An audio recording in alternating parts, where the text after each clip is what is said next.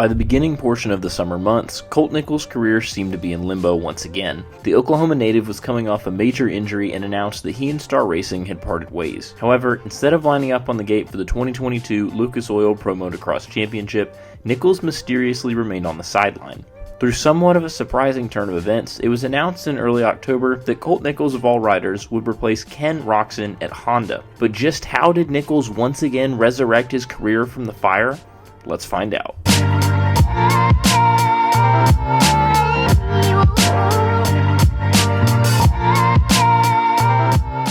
Hey guys, I know it's been a while, but we'll be getting back into a regular posting schedule throughout the off-season and leading up into A1. Super excited to be back, but let's get right into the story. Now, the last time we talked about Colt on this channel, we focused more on the what-if situation. At the time, the Shawnee, Oklahoma native was still injured from a gnarly crash in the opening round of his title defense in 250 Supercross, but since then, the story has only managed to get stranger. As he mounted a return to racing, he announced in May that he would not be returning to Star Racing Yamaha for outdoors. Now, this is not entirely surprising, as Colt was unable to defend his 250 championship as his 1 year of eligibility had come and gone. In theory, he could have been given a bike for the 23 season as a 450 rider, but with Dylan Ferrandis and Eli Tomac already signed, it didn't make financial sense to put Colt in the 450 class. After 6 years together, the two parted ways. But the move did not come out with a plan from Colt's part. His idea was to jump into the 450 class with the new KTM team, which was essentially the second form of the Rocky Mountain ATV team that had closed down during the 2022 season.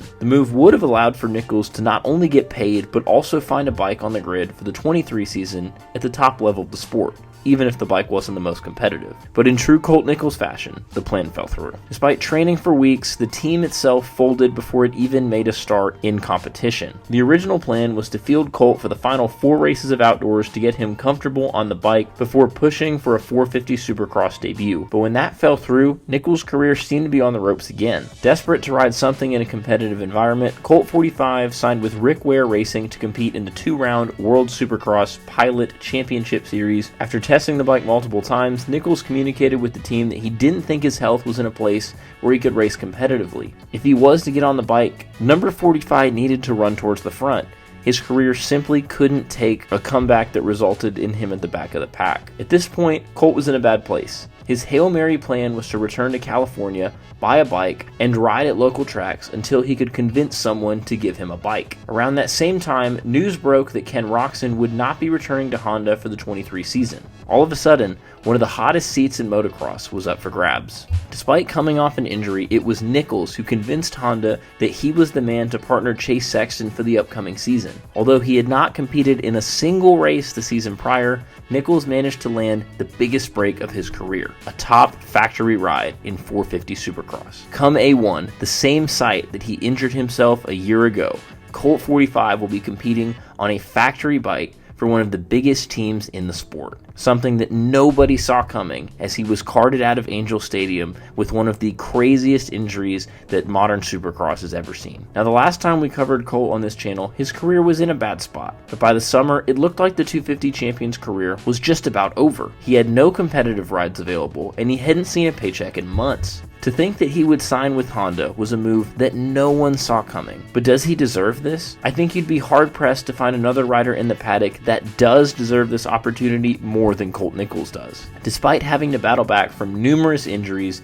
teams folding, owners hanging him out to dry, Nichols has never considered quitting. It's just not in his nature. And it's not often that the good guys win in professional sports. But for me, I'm really excited to see Colt get this opportunity. As far as expectations go, fans need to pace themselves with how he will perform. Without any racing in 2022, and this season being his first on a 450 bike, I don't think we'll see a Supercross main event victory. And unless Sexton goes down with an injury, he definitely won't beat him in points. But what Nichols needs more than anything is a stress-free season. He needs to line up in all 17 races of Supercross at a minimum. If he can stay healthy, the first season with Honda should produce at least 2 to 3 podium finishes indoors. That would be a massive win, especially as he has proven to be much better indoors than out.